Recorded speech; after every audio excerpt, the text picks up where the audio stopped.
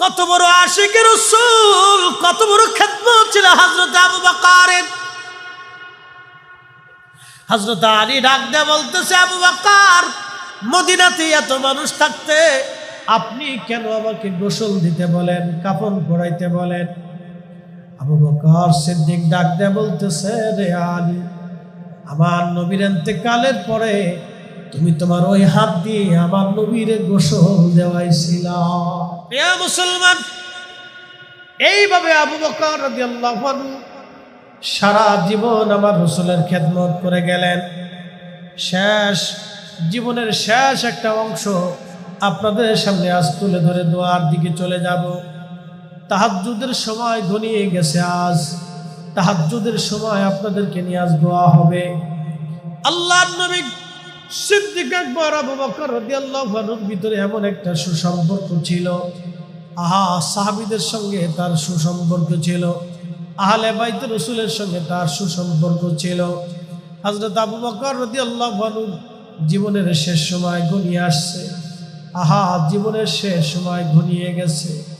আবু বকর ইন্তেকাল করবে, এমন সময় হযরত আলী রাদিয়াল্লাহু আনহুকে ডেকে নিয়ে আসলেন। ডেকে এনে বলতেছে, আলী রে, তুমি আমার ইন্তেকালের পরে তুমি আমার দাফন করবা, আমার ইন্তেকালের পরে তুমি আমার গোসল দিওয়াইবা, কাফন পরাইয়া তুমি আমার রাসূল কারীমের রওজা মুবারকের দূরে রাখবা। আল্লাহর নবীর রওজা মুবারকের পাশে যে তুমি সালাম দিবা। প্রথমবার যদি সালামের জবাব না আসে তাহলে দ্বিতীয়বার আবার সালাম দিবা। যদি জবাব না আসে তৃতীয়বার আবার সালাম দিবা। যদি জবাব না আসে আমি আবু বকরকে জান্নাতুল বাকিতে নিয়ে যাবা। সাবধান, আমার রাসূলের কাছে আমারে কবর দিবা না। আরে আলী, তুমি রওজার পাশে দাঁড়াইয়া আমার নবীর কাছে অনুমতি চাবা, বলবা, ইয়া রাসূলুল্লাহ, আপনার হিজরতের সাথী আবু বকর আপনার কদম মুবারক একটু জায়গা ভিক্ষা চায়। যদি আমার রাসূলের রওজা থেকে অনুমতি আসে তাহলে আল্লাহর হাবিবের রওজা মুবারকের পাশে আমারে রাখবা। আর যদি অনুমতি না আসে, জামিউল মুজিজাতের মধ্যে লেখা হচ্ছে, যদি অনুমতি না আসে রে আবু বকর আলী, তাহলে আমার জান্নাতুল বাকিতে নিয়ে যাবা। বুঝবা, নবীর ইন্তেকালের পরে আমি হয়তো কোনো ভুল করে ফেলছি, দরবারে রিসালাতে কোনো বেয়াদবি আমার হয়ে গেছে। কত বড় আশিকের রাসূল, কত বড় খেদমত ছিল হযরত আবু বকরের। হযরত আলী ডাক দিয়ে বলতেছে, আবু বকর, মদিনাতে এত মানুষ থাকতে আপনি কেন আমাকে গোসল দিতে বলেন, কাফন পরাইতে বলেন? আবু বকর সিদ্দিক ডাক দিয়ে বলতেছে, রে আলী, আমার নবীর ইন্তেকালের পরে তুমি তোমার ওই হাত দিয়ে আমার নবীর গোসল দেওয়াইছিল। আমার নবীর ইন্তেকালের পরে হযরত আলী গোসল দেওয়াইছিল। ওসিয়ত করে গেছিলেন, আমার নবী আমাকে গোসল দিবে আমার আলী। মারহাবা বলা যাবে না? আমাকে গোসল দিবে আমার আলী, অন্য কেউ যাতে আমার গোসল না দেয়। আলী রে, তোমার ওই হাত দিয়ে আমার রাসূল কারীমের পবিত্র দেহ মুবারক তুমি ধৌত করছিলা, পানি লাগাইছিলা। রে আলী, আমার মন চায় ওই হাত দিয়ে আমি আবু বকরকে গোসল দেওয়াইবা। ওই হাতটা যে হাতে আমার রাসূলের গা মুবারকে স্পর্শ লেগেছিল, আলী, ওই হাতের স্পর্শটা যেন আমি আবু বকরের গায়ে স্পর্শ লাগে।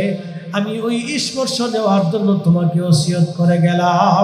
এটার নাম ইশকে রাসূল, আশিকে রাসূল। দলিল লাগে না, বিনা দলিলেই হয়। কথা বলেন ঠিক কিনা? ইশকে রাসূল, আশিকে রাসূল কাকে বলে? দেখ, খেদমত, এত বড় খেদমত তার ছিল, হিসাব কষে শেষ করতে পারবে না। জীবনের শেষ সময় পর্যন্ত আল্লাহর হাবিবের বরকতের জন্য আলীকে ওসিয়ত করে যায়, তুমি হাত দিয়ে আমার গোসল দিওয়াইবা, যে হাত দিয়ে তুমি আমার রাসূলকে গোসল দিওয়াইছো।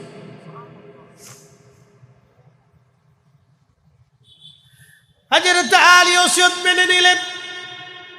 আবু বকরের ইন্তেকাল হয়ে গেল।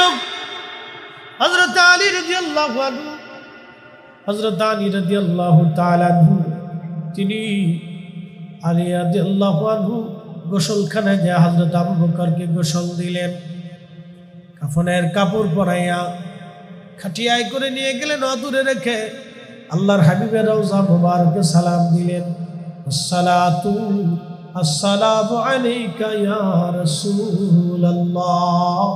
প্রথম সালাম দিলেন, কোনো জবাব আসলো না। হযরত আলী চিন্তিত হয়ে গেলেন, কেন জবাব আসলো না? দ্বিতীয়বার আবার সালাম দিলেন, আসসালাতু আসসালামু আলাইকা ইয়া রাসূলুল্লাহ। আপনার হিজরতের সাথী আপনার আবু বকর আপনার কদমের কাছে একটু জায়গা ভিক্ষা চায়। জবাব আসলো না। তৃতীয়বার আবার সালাম দিলেন, আসসালাতু আসসালামু আলাইকা ইয়া রাসূলুল্লাহ। তৃতীয়বার সালামের জবাব আসলো না।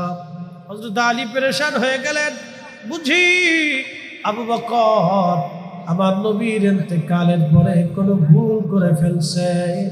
যখনই ফিরে আসবে তখনই আওয়াজ আসলো, আদখিলিল হাবিবা মাআল হাবিবে ফাইন্নাল হাবিবা মাআল হাবিবে মুশতাকুন। একবার জোরে বলা যাবে কি ইয়া রাসূলুল্লাহ?